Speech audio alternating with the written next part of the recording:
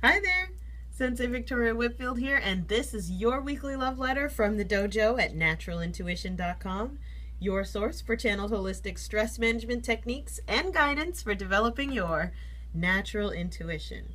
Whether you're looking to cultivate your intuition for greater personal or professional health, then please know that this love letter is your reminder that you are not alone and that together we can make that happen.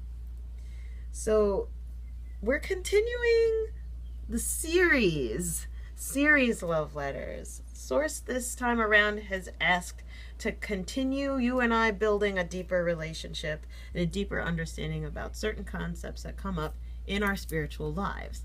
And this series is going to be a 5-week series around the dark side of self-care. So excited. I'm so excited to bring you to the dark side of self-care.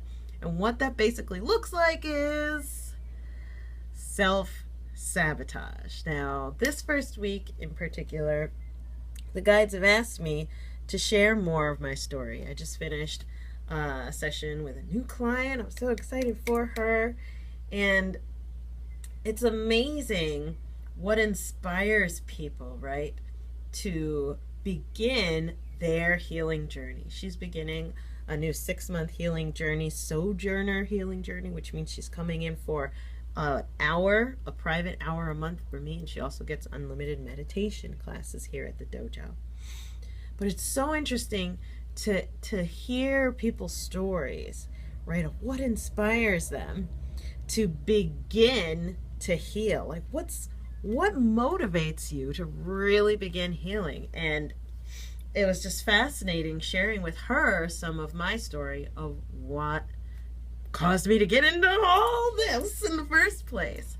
And believe it or not, it comes from actually my pain. Simon Sinek very beautifully says that your big why comes from your pain more often than not.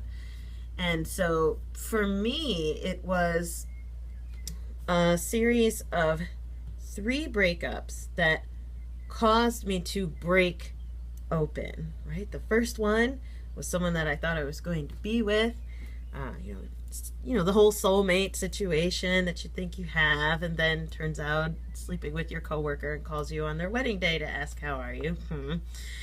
1, 2, the next one broke me open again because of the color of my skin. He had to decided that we couldn't be together because of the color of my skin, so that also compounded my perspective. And then unfortunately the third one that really broke me open was when I got date raped.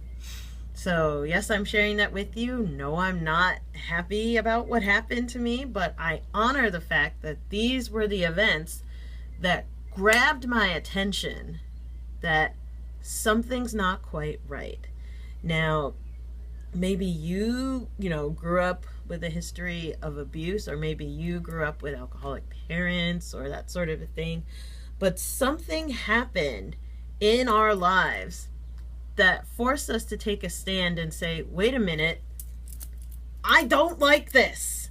I don't like this, right? And it's those moments where you put your foot down and say, no more. I'm not going to be beaten anymore, or I'm not going to select people who would do these kinds of things to me anymore. One of my first spiritual teachers, her question to me, Joanne Mansella, I love you, that changed my life was, what is the pattern in you that's creating this situation, right? And this is where we get into our 5-week deep dive around self-sabotage. Now, when I look back into those dark times in my life, where I would have suicidal thoughts and would be sleeping at around 22 hours a day, only getting up to go to the bathroom and have a sip of water, trying to escape. There were things that I was doing to self-soothe that within my compressed mindset, I thought were good for me. So And when you have a compressed, as in like a really limited mindset, bad stuff, you can't really tell that that's bad for you. So some of the ways that I used to self-soothe, right, but actually turned out being self-sabotage, well, one, it was like the constant sleeping. Also, I used to chain smoke clove cigarettes, the black ones, like talk about breathing death.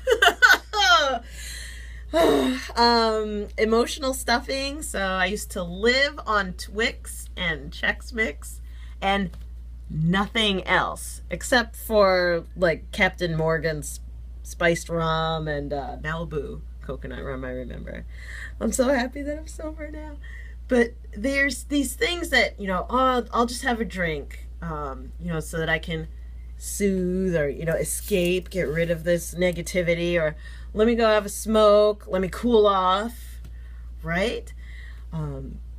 Or let me just check out, check out, right? There's so many things that we do to soothe ourselves that within a limited and a compressed point of view feel pleasurable, and we interpret them as good, even though they're working against us. Now, there was also another form of self-sabotage that I would do at the time. I would work around 12 hours or so a day at a really, really toxic job. I mean, like screaming bosses that were financial abusers, as in, you know, dangling your paycheck over your head in order to get you to do things that are completely outside of your principles, right? So be kind to yourself. If, as I invoke the darker side of my story, that this is resonating for you, like, ooh,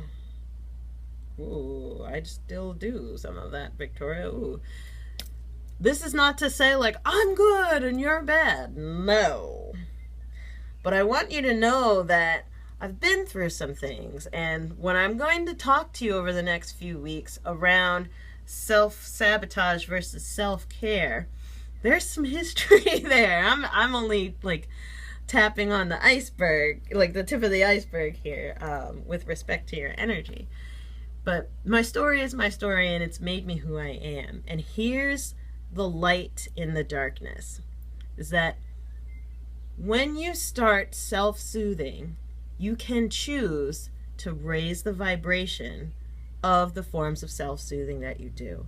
So for example, I remember even when I was still chain smoking, I started learning more about crystals and like oracle cards. Well, you know, maybe this will help me feel better. There's something positive about these cards, or I feel the energy when I'm holding this crystal. I don't know what the heck it is, right? I'm going to get into that in the next few weeks. But that was the turning point. It was following the things that brought me joy and uplifted me in the self-soothing cycle.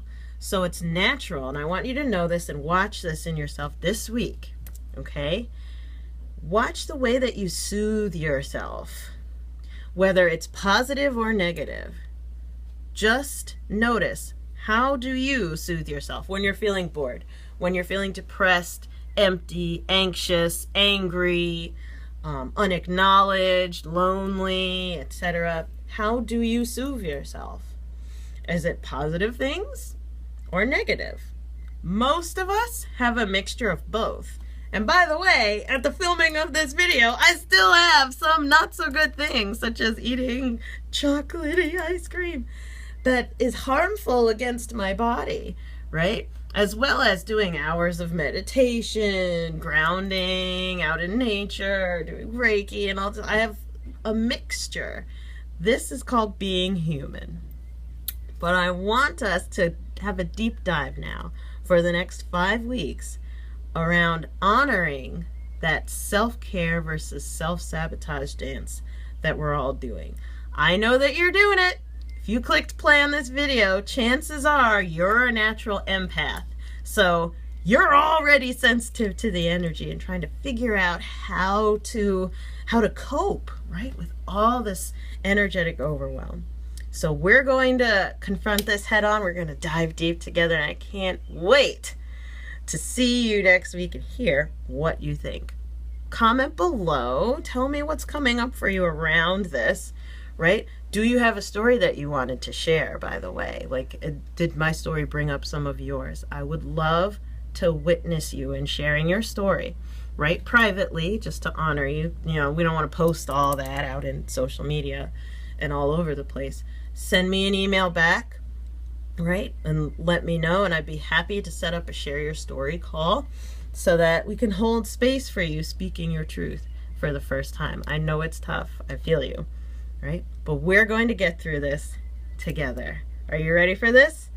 5 weeks. 5 weeks. Let's do this. Self-care versus self-sabotage. Go into the dark side. Whoop, whoop. And shining light, right? So that we can all grow together. I'm sending you so much love. And mwah! I'll see you next week. Bye.